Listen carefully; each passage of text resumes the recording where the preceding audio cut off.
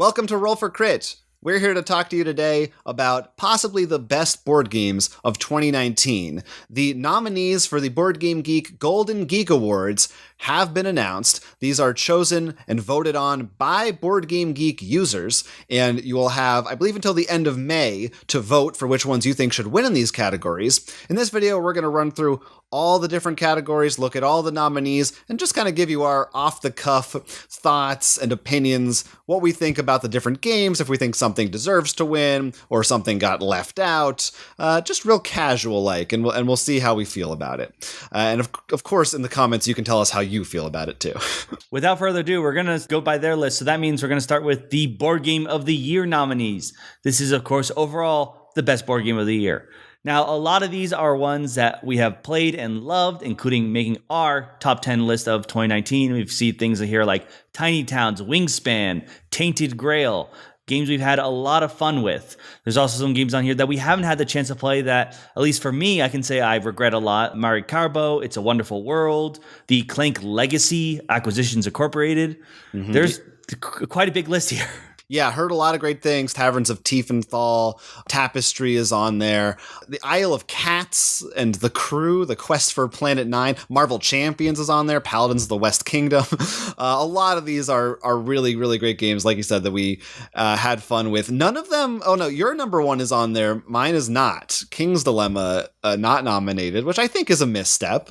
I do love that game. I think... It was very high on your list. I mean, we'll see after we play all of them. And obviously I haven't played something like Clank Legacy, but in terms of a legacy game, I think it might be my favorite. Yeah, it's up there. Eon's End Legacy in a bunch of other categories, but also not in the... Oh, well, that's a card game, so I guess this is just board games, right? I have to remember the arbitrary distinctions. Yeah, you're right. These, we'll talk about this later, but as usual, these categories make no sense to me. The one I want to point out, some of these are like, okay, yeah, Clank Legacy. Clank's a very popular legacy titles. Isle of Cats was a game that just seemed to, if I recall, it was a Kickstarter. It was one of your picks, if I recall, if I'm thinking the same game. Yeah, I think that's exploded everywhere. It's sort of the underdog. I sort of wanted to win because of that. The undercat? The undercat. Yeah, I don't think it has a hope of winning this category, but I do think it's pretty interesting that it seems like you said, really under the radar indie kind of a game. So it's interesting to see that up there. Yeah, I think this is one that you may need to look into picking up after all. See if your cats enjoy playing. Now, next up, there's the category for 2-player games. This is one of our weakest because it's just, we rarely get the chance to play strictly 2-player games together. Even though there are two of us. Yes, you would think it would be easy, right? But for some reason, it doesn't happen with us. Skulk Hollow is on there. That's one of the big ones. And I also see King Domino Duel. 2 games, King Domino Duel really liked. Skulk Hollow, I need to play more of. We definitely, when I played that, I was still getting my head around how it worked. I like the idea behind it. I think it's really cool, this sort of either Attack on Titan or Shadow of the Colossus. Shadow of the Colossus, thank you. Kind of, and very asymmetrical. I'm always a fan when asymmetrical works. Yeah, so definitely a cool idea behind it. Some cool stuff in there. Watergate, heard great things about. If you're more of a 2-player gamer, you'll have to Watergate, talk to us. I think, is the biggest one of the regrets I haven't played yet on this list. If I had to choose one. Yeah, Claustrophobia, I think, is another really big one. Moving on is artwork and presentation. And this one I'm really curious about from your opinion on. We've seen some repeats on there from before, such as Paladins of the West Kingdom and Isle of Cats. Wingspan's on here, as well as Tapestry. Now, for me, the two big ones is Tainted Grail and Wingspan. Wingspan, I think each separate art is beautiful. I love the art of each bird. They're the kind of things like, oh, I'll get a print of this one. Tainted Grail is less of, I want a print of this one piece, but all the art together is beautiful. Like, thematically, it works. Just all fits so nicely together. Yeah, Tainted Grail. I want to know what your thoughts on that kind of, like, for an artwork presentation. Is it like the standalone or how everything comes together? I guess. Well, it's definitely, I think, it says and presentation, so I would even take into account, like, for Wingspan, the bird feeder, dice tower. I think all that stuff is part of the presentation. Well, then it's really hard to beat any Stonemaier game then, because... I think both Wingspan and Tapestry are strong contenders for this one. Tainted Grail, I love that game. to be honest, the art, I mean, it works for what it is, but it's like all very dark. I'm not really in love with the actual style of the art in that game. I can see where you're coming. I guess for me, I do like because I think it all fits so well together. I think Isle of Cats might win just because cats. People love cats so much. I think Parks shouldn't be ignored. I think this art is beautiful. That is absolutely a gorgeous game. Paladins of the West Kingdom, I gotta say, I love the art of those games, all those ones, the Raiders games that have the same artist, but I sort of am starting to feel like they all kind of blend together for me. I don't know if it stands out anymore, not to disparage that artist. Yeah, I think Wingspan definitely is like probably the favorite to win that category. I don't know, like you said, if presentation production comes into play, Tapestry has a lot of good stuff in it. It's true, but I just think those birds are so... The design, the way they're drawn is like I'm not complaining. Classic. Like I said, timeless. I love them. Yeah. Next category is card game, and here's where we get Eon's End Legacy. Llama is in there, a game that both of us don't really like, but I know some people love it, and it won the Spiel it didn't win the Spiel des Jahres, but it was nominated. So Tussie Mussy is in there. That's the smaller game from Wingspan designer Elizabeth Hargrave. So.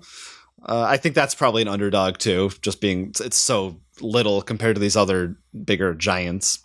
I think we're starting to see a lot more of those repeats again in the next category, which is co-op game. Yeah, we see Aeon's End again, as well as Marvel Champions and Tainted Grail. But there are some new ones in there. Lord of the Rings, Journeys in Middle-earth, Letter Jam, Horrified, and Cthulhu Death May Die. Those are all big, strong contenders, I would say. Kind of hard for me to... The Crew popped up before as well. Yeah, The Crew has been popping its head about. Horrified, I feel like, might take this just because it's so... it's very mainstream, and a lot of people generally like it, and just based on popularity. Bad. I'll say that when I played it, I had a lot of fun with it. So it wouldn't be the worst pick for it to win to. Marvel Champions, I haven't had the chance to mess around with the actual deck and building stuff, so I think that would be the deciding factor for me. The Lord of the Rings Middle-earth has been fun. Yeah. I have enjoyed that a bit. And Tainted Grail. Yeah. We've loved that. This is a stacked category for me. I think it is. Co-op games tend to be some of the... I think people are doing a really great job at kicking those out these days. And Letter Jam...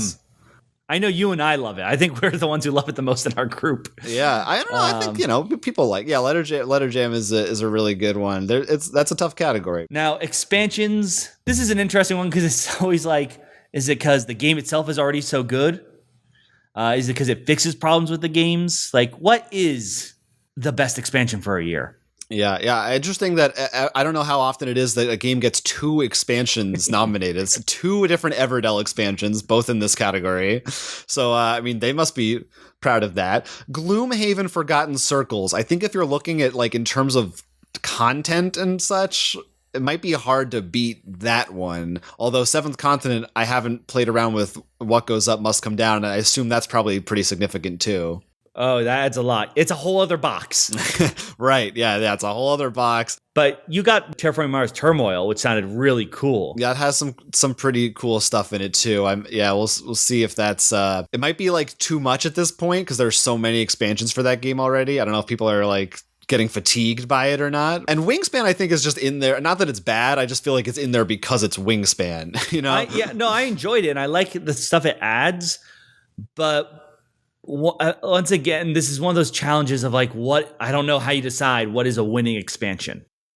Yeah, it's interesting. It takes a lot. Now, next up is Family Game, and this is another one that a lot of these are which family are you playing these with? But we've got some nice Horrified. I think that's again likely for this. Isle of Cats, Parks, both definitely very universal themes that people enjoy. Tiny Towns and Wingspan are both in there. Tiny Towns, I could see. Yeah, Wingspan is... they have that starter expansion pack that you can now... I think it now comes with the base game. I can't remember. Which helps it make it a lot easier. But it's definitely, I think, a bit more... At least of these games listed here that we've played, it'd be the one I'm most terrified to play with my family members who are not board game savvy. Yeah. I guess you got to ask yourself, does Family Game mean easy to play for non-gamers, or does it just mean like thematically families can enjoy it together? If I had to choose, like if I'm taking one of these games for my family who do have some people who are not savvy at all when it comes to board games, I think I'd probably go with Horrified, like you said. Parks, I'm getting it. I've got it with their Kickstarter coming back. I think that would be probably a close contender from what I know of it. Cartographers is definitely up in the air. Like I don't know how well they would do with that, but if it would click, they would love it. Yeah, Cartographers is a tricky one. Azul is just... I think Azul in general, it's a pretty simple classic style abstract game. So I think that one's probably a safe bet. But yeah, I don't know. I think Horrified, maybe Tiny Towns are pretty strong ones for that. Oh, now this is an interesting category. I think this is one we're going to have a lot of fun talking about. Innovative. Yeah. So there are some in here that I definitely agree with. I mean, The King's Dilemma, nothing feels like that to me. Letter Jam is also really unique with the word games. And Wavelength, I mean, I haven't played it, but I just know of it and it just sounds so crazy weird. Right, that's a... Wingspan, I think it has some cool tricks. I wouldn't say innovative. It just does like engine building so well. I think one of the reasons, even though I love that game, that didn't really make my top 10 is I do think, and we said this in the review, I think too, last year, that it is like all of it, the stuff that it does, it executes extremely well. I just don't think it really does anything that new. It just brings a lot of elements together very well. Also this category, I always have to ask myself, now, are you voting for, is it the best innovative game or the most innovative game? Because if you're just strictly going with most, QE, I think, is pretty high up on that list. A game where it's a bidding game where you write down any number that you want. That's certainly a new mechanic. It's got to be a balance. Like, you can make a crazy weird new mechanic, but the game is terrible. Oh, for sure. For sure, yes. This is a very innovative game. You just, like, stick your hand in some water and that's it. Right, you walk away. This is not me trying to bash on QE. No, I understand. And this is where I'd go to Wingspan. Like, it's a great game. But on the bringing really new stuff to the table, I don't think it beats a lot of these other games. Letter Jam 2 is one that I love, but I mean, it takes so much from Hanabi. How innovative is it? It's more of an evolution of that idea than a new idea, which I mean, you could probably say about all of these. Like, there's only so many brand new ideas you can create, but... So yeah, for this, I mean, I would definitely like QE. King's Dilemma is pretty strong. Tainted Grail. It sounds like it's a good thing we're not judges for any of these things, because I think with each category we'd be arguing for like weeks while everyone else is like, can we just move on? Hey, we can vote for whatever we want right now. After that, we've got Party Game, Best Party Game, and we see once again Letter Jam's in here, Wavelength, Medium, which is one I almost feel like maybe should have been an innovative. I think Medium is an interesting one where you're trying to like read each other's minds. That would be a fair pick. I think that maybe belonged in that category. And Wits and Wagers, it's Vegas, baby. I mean, do you know what that is? Wits and Wagers is always good. Yeah, I think it's Wits and Wagers. There's more. It brings back more of that betting stuff that the original version of the game had. I mean, it's one of our first games to our group, and it's not one that I don't feel too tired about yet, unless you hit a question you hit. But I mean, that's anything with trivia questions, so I can't blame them for that. Yeah, so I think Wavelength and Medium for me are probably like my bets for what would probably win that one. Letter Jam, I only feel like, I guess it's a party game, but it doesn't, when you're playing it doesn't feel like a party. It feels like everyone's thinking really hard. It just crosses that threshold of being too thinky. Yeah. Now then there's a category for best print and play. We're not familiar with any of these. So if you're playing these print and plays, hey, you could try them and find out which one you like. Let us know which one we should do. Maybe we'll do it on a stream. There you go. But after that, Solo game. All right. So we actually have, or I've soloed Cartographers. As have I. Have you done the Lord of the Rings solo yet? I have not tried a Lord of the Rings solo because, I don't want to like mess up our current ongoing campaign, but I've been tempted to try it.